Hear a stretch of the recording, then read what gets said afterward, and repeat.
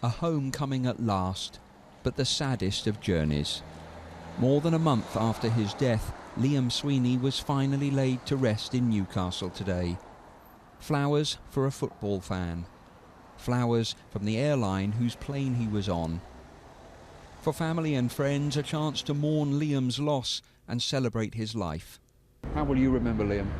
As a fantastic gentleman, as a lovely man to be with, a great work colleague and a fine, upstanding gentleman. He was a lovely man. 28-year-old Liam was travelling with fellow Newcastle United supporter John Alder to watch the team play in New Zealand when flight MH17 exploded above Ukraine.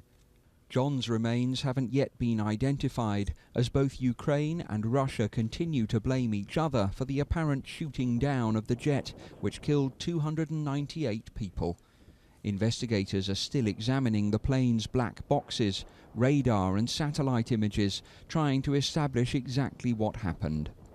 At today's funeral, Newcastle United manager Alan Pardew was among those representing the club, and he had a hug for Liam's dad, Barry. There were tears today, plenty of them, but the family say they're lucky they've been able to hold a proper funeral. After the ceremony, though, Barry told me he fears they will always be left with questions. So I don't think we'll ever get the truth. We're just going to have to close on the fact that Liam was accidentally killed. That's all I can say. It comes down as murder, but we'll have to think as an accident, a total freak. They're meant to do to somebody else and not to him.